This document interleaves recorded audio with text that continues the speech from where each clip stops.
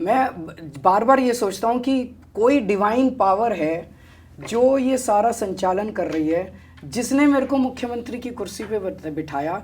अब जब मैं पीछे जाता हूँ तो मैं सोचता हूँ कि कई बार मुझे अहंकार होता है, मैंने दिल्ली में शिक्षा अच्छी कर दी, मुझे अहंकार होता है मैंने दिल्ली में स्वास्थ्य अच्छा, मैंने थोड़ी कर दिया, ये तो ऊपर वाला करा रहा है, हम निमित्त हैं।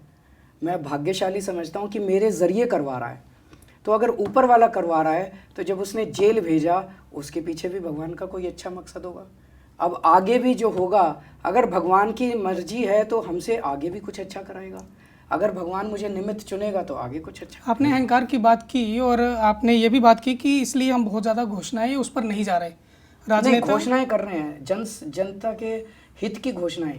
लेकिन कोई आज मुझसे पूछता है, पहले मैं करता था ना, लिख के देता मैं उसी पर आ रहा था अरविंद जी, मैं उसी पर आ रहा था। क्या आपने गीता में से ये पढ़ा कि अहंकार त्यागना चाहिए, और राजनेता और अहंकार मुझे लगता है ये एक लेवल पे चलता है, इस तरफ ऐसे पलड़े पे। और आपने कहा, और शायद कहीं ना कहीं अब जेल से बाहर आने के बाद आपको ये ज्ञात हुआ कि अब की बार नंबर नहीं देना है। हाँ। क्योंकि एक नंबर, क्योंकि आप हर बार लिख कर देते थे और बहुत नज़दीक तक आप पहुँचते भी थे। तो जब मैंने ये अंदर सोचा कि जब मैं टीवी चैनल पे बैठ के लिखता हूँ कि मेरी 70 में से 67 सीट आएगी, उसमें अहंकार झलकता है मेरा। मुझे ये लगता है कि अब मैं तो यहाँ पहुँच गया, ये वो। मैंने अब ये डिसाइड किया कि मैं कभी ऐसे लिख के नहीं दूँगा।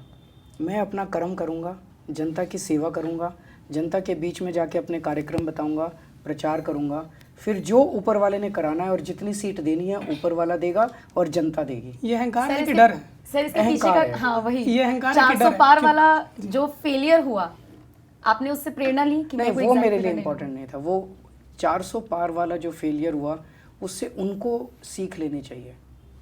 मैंने खुद ही अपने से सीख लिया, आगे से मैं कभी भी किसी चुनाव के अंदर, इसमें डर नहीं झलकता, इसमें कॉन्फिडेंस झलकता है, इसमें शांति झलकती है कि भाई जैसे भी होगा, जो भी आएगा हमें मंजूर है। आज की स्थिति, जैसे मैंने बताया, आज की स्थिति में हम काफ़ी कंफर्टेबल नज़र आ रहे हैं, लेकिन अगर मैं आज लिख के देना चालू कर दूं, वो मेरा अहंकार है। मैं कोशिश करूंगा ज़िंदगी में धीरे धीरे अहंकार कम करूं। दूसरा एक सीख है, कोई भी डिसीजन भय और लालच से नहीं लेना चाहिए। भय या लालच, अगर मैं डर गया और कोई डिसीजन लेना है और उस डर से वो डिसीजन इन्फ्लुएंस्ड है, वो डिसीजन गलत होगा। अगर मेरे को ये लगता है नहीं, अगर ऐसे कर दिया तो ये ना हो जाए, और दूसरा अगर लालच से डिसीजन लिया तो वो गलत है।